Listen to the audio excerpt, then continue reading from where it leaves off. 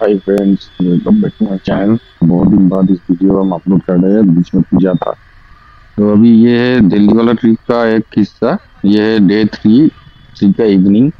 यहाँ पे हम पिछले एपिसोड में आप देखे थे कि हम नोएडा से आके इंडिया गेट तक पहुंचे थे। तो अभी इंडिया गेट से हम जा रहे हैं नॉर्थ एवेन्यू, जो कि राष्ट्रपति भवन के नजदीकी में है। वहाँ पे मेरे मौसी और मेरे मौसी के क्या बोलते हैं उसको, डॉटर और उनका हस्बैंड, ये सब लोग रहते हैं। और मेरा अंकल जो है वो भी रहते हैं। तो उनसे मुलाकात करने के लिए जा रहे हैं, क्योंकि हम दिल्ली जब आ ही चुके हैं, क्यों ना एक बार अपने लोगों से भी मिल के जाए। तो चलिए धीरे धीरे चलते हैं। दिल्ली में हम जो देखे हैं, यहाँ पे ना बहुत सारे पार्क है, जहाँ जो कोलकाता का सॉल्ट लेक से काफी सिमिलर है। ठीक है, यहाँ पे बहुत सारे पार्क है और पार्क से हर एक हिस्से में एग्जिट, मतलब ये बाईपास करके कनेक्टिंग रोड होता है। तो ये कनेक्टिंग रोड मैंने तो जीपीएस देख कर ये काम चला लिया था, लेकिन मेरे ख्याल से अगर आप बिना जीपीएस के चलोगे तो आपको कम से कम एक दो हफ्ता तो लग ही जाएगा ये रास्ते को मेमोराइज करने के लिए, क्योंकि एक एक पार्क से कम 5-6 रास्ते निकलते हैं। तो 5-6 रास्ते निकलने के बाद वो वापस दो भाग में, दो हिस्सा में बांटे जाते हैं, वो भी दो तरफ डिफरेंट दिशा में निकलते हैं। तो ये सब मेमोराइज करना उतना आसान नहीं है। लेकिन हाँ, आप जो अगर डेली वहीं पे चलोगे, कम्यूट करोगे, तो धीरे धीरे वो तो आपके क्या बोलते हैं दिमाग में बैठ ही जाएगा। तो यहाँ पे वेदर जो था, वेदर के बारे में ये कह सकते हैं कि वेदर बहुत ही प्लीजेंट था। और एक बार दिल्ली में रास्ता जो देखा मैंने, न्यू दिल्ली में खास करके, जो रास्ता का रूट क्वालिटी है वो काफी अच्छा है। ठीक है, डिस्पाइट बहुत सारे ऑटो रिक्शोज है, ये ऑटो रिक्शो का यहाँ पे जो क्वांटिटी हमने देखा वो कोलकाता से भी काफी ज्यादा है। बहुत सारे ऑटो रिक्शोज है, एवं और जैम का मूल जो रीजन है वो ऑटो रिक्शो ही है, क्योंकि वो लोग ना ही ट्रैफिक रूल मान के चलाते हैं, ना ही उसका रोड सेंस उन लोगों का अच्छा होता है। बहुत ही घटिया रोड सेंस होता है। वो लोग समझते हैं कि खुले मैदान में चल रहे हैं, ऐसा कुछ है। कई बार ऐसे देखे बिना इंडिकेटर के, बिना वार्निंग के इस तरफ उस तरफ घुस जाते हैं। ठीक है, पीछे वाला गाड़ी का कोई उसका मतलब वाड़ी ही नहीं है, जो जी जाए वो कर देते हैं। वो कम से कम एक ही हालत है, कोलकाता का ऑटो वाला भी वैसे ही चलाते हैं, ट्रैफिक सेंस कम होता है। तो खैर उसको छोड़ते हैं।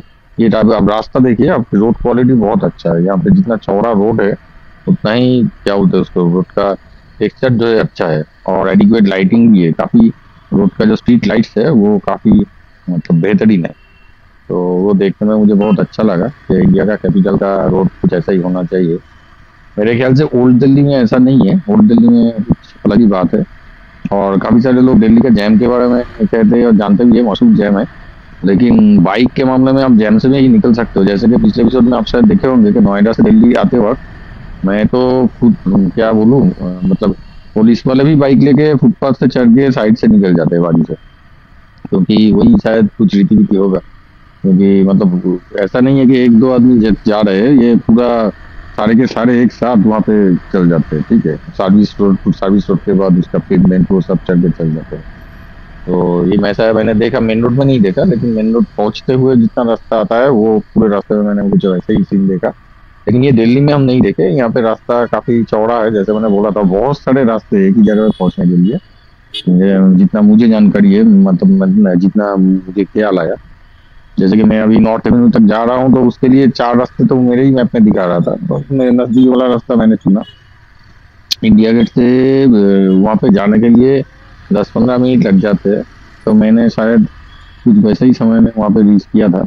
और वहाँ का रास्ता जो नॉर्थ एवेन्यू साउथ एवेन्यू है, वो उसका बीच में रहता है राष्ट्रपति भवन। ठीक है, प्रेसिडेंट का पैलेस है। तो उसके उत्तरी हिस्सा है नॉर्थ एवेन्यू, और दक्षिण का रास्ता शायद है साउथ एवेन्यू, ऐसा कुछ है। या तो ऐसा है, या फिर है कि जो रास्ता हेडिंग टुवर्ड्स नॉर्थ वो नॉर्थ एवेन्यू है, जो रास्ता हेडिंग टुवर्ड्स साउथ वो साउथ एवेन्यू। तो मेरे ख्याल से शायद पहला वाला ही सही होगा। वो आप कमेंट में लिख देना कि कौन सा वाला सही है। तो ये देखिए रास्ता। ठीक है, रास्ता बहुत ही अच्छा है। यहाँ पे कोई ज़्यादा मुझे ये गड्ढा वड्ढा नहीं दिखा, जो कि कोलकाता में मतलब एक्सपेक्टेड है। यहाँ पे शायद अनएक्सपेक्टेड है, इंडिया का कैपिटल होने की वजह से ये सही, या फिर जो भी है। तो ये हम चल रहे हैं, ये देखिए बाजू से ये बाएं हो गए, काट लिया। इसके बाद और काट बहुत सारे मिलेगा। ये आपको अगर जानकारी नहीं होगा तो आप ना गुमराह हो जाओगे, गोल गोल घूमने लगोगे। तो इसलिए मैंने सोचा कि चलो जीपीएस का ही सहारा ले लेते हैं। इतना दूर आने के बाद डे 3 में भी मेरा बाइक का कोई भी प्रॉब्लम नहीं था। मैं हर एक दिन क्या किया, अपना बाइक को, मेरे पास ये था इंसुलेटर था, तो टायर का एयर प्रेशर हमेशा बरकरार रखा, ठीक है। और इंजन ऑयल का जितना टॉप अप होना चाहिए वो माप जोप करके गॉज से लेके देख के वो फ्यूल भी तो मतलब टॉप अप कर दिया। ये दोनों तो कर दिया, और चेन लूप भी स्प्रे लेके गया था मैं, तो चेन लूप भी कर दिया। ये 3 आपको लॉकडाउन में करना ही चाहिए, ठीक है। मतलब टायर में लीक हो ही सकता है, ट्यूबलेस टायर तो मतलब फौरन वो डिफ्लेट नहीं हो जाता है, धीरे धीरे हवा निकलता है उसका, तो आप अगर फिर से इन्फ्लेट कर लोगे तो चल ही जाएगा, ये बात है। और चेन भी आपको लूप करना जरूरी है, वरना चेन जो है वो ड्राई हो जाने के बाद वो डैमेज होने लगेगा, मतलब उसका लाइफ जो है कुछ ज़्यादा ही जल्द घटने लगेगा। ये करना चाहिए। और इंजन ऑयल टॉप अप तो करना ही चाहिए, क्योंकि इंजन ऑयल अगर डिजायर लेवल के नीचे चला गया तो आपका जो इंजन पहले स्टार्ट होता है, वो स्टार्ट होने के वक्त जो फ्यूल पंप फ्यूल फिल्टर से लेके इंजन का ऊपरिया हिस्सा मतलब हेड सिलेंडर पिस्टन तक तेल इंजन ऑयल को पहुंचाता है, वो जाने में देर लग जाता है। अगर 1 मिनट भी देर लगता है तो 1 मिनट मान लो आपका बिना तेल या फिर बहुत ही कम ऑयल लेवल में लुब्रिकेशन में वो पिस्टन रिंग और सिलेंडर वाल एक दूसरे को घिसेगा, ठीक है। तो वो घिसने से ही लाइफ हट जाता है फौरन। उसके बाद ही पिस्टन का आवाज निकलता है, पिस्टन रिंग निकल के इंजन ऑयल निकल के वो साइलेंसर लेके चला जाता है, धुआं निकलता है, ऐसा ऐसा होता है। तो वो हमेशा ख्याल रखना जरूरी होता है, क्योंकि आप एक दिन में अगर 500 चलाओगे वो भी 100 से ज्यादा स्पीड में, तो वो एक वाइटल पैरामीटर है जो कि हमेशा आपको ध्यान में रखना चाहिए। तो खैर हम अभी पहुंच गए हैं नॉर्थ एवेन्यू। तो अभी वो घर जो है क्वार्टर नंबर ऐसा करके ढूंढना होगा, तो वो ढूंढने के बाद वो हम देखेंगे यहाँ के अपने लोगों का हालत क्या है।